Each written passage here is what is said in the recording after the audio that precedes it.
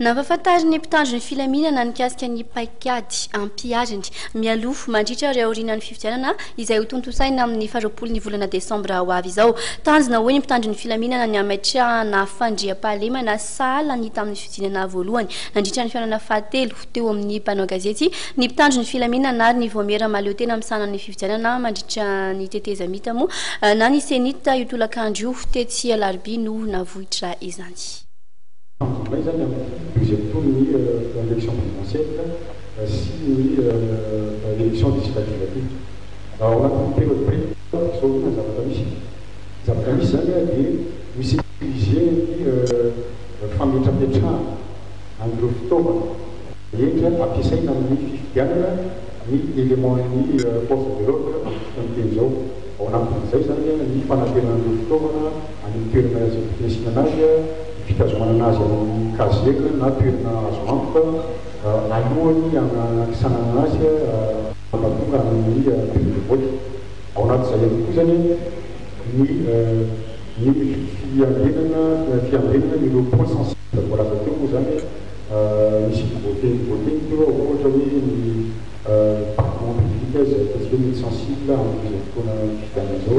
Ao anatin'izay ihany koa zany ireo toerana point sensible ohatra hoe fonja. On a des écoles de Pierre-Mamoud, des Ilamans, nous avons pas de on a des sécurisés dans la ville. On a la Tanzanie, on a il faut tout le monde dans le premier tour, et ni les mois de force de l'ordre, sans les années pour Andi, Pietaka, au bureau de vote, dans le bureau de vote, l'AS, au prémission.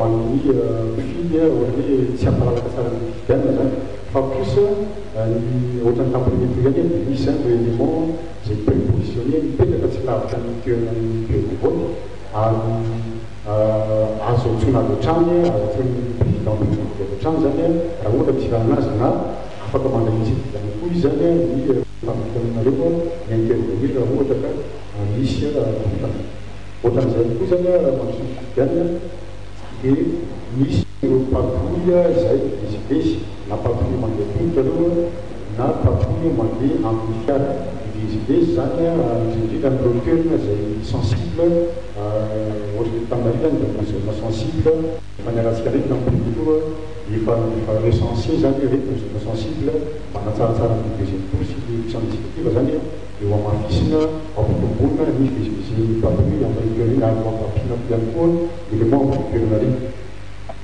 Zay ny amin'ny de mazavoatra fa fikarana ny fifidianana manomboka ny fansambato zany fitondran'ireo PDV isan-karazany miakatra mankaty Antananarivo et mbola tany fitanina koa zany misécuriser zavatra zay manapitra ny fitaovanareo mandoatonga tia amin'ny aty Antananarivo. Eo kenakenan'izay zany dia misy ihany koa zany misécuriser ireo hôtel de CND, CND, ireo mandraiky ny CENIT, dia mifanipaka manerana Madagasikara. Izay zany mikasika ny eo amin'ny resaka sécurité ireo candidat. Ny candidat amin'ny élection législative zany tsisy mivavana fa mbola mifeny tamin'ny voalohany ihany samy mandray mandray amin'ny tanana ny sécurité zany ireo candidat tsirairay amin'ny fifidianana sy mbavahoaka.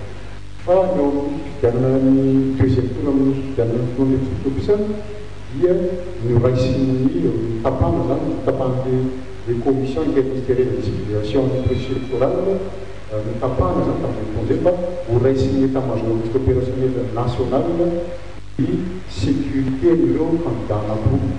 Noho izany zany dia ohatsika togaga raha ohatra ka mahita fifidianana zay manao fanamiana miaraka ireo candidat anankiroa any toerana teny. Io zany dia mba jury fandraisana efa nitapahan'ny commission interministérielle azy teo dia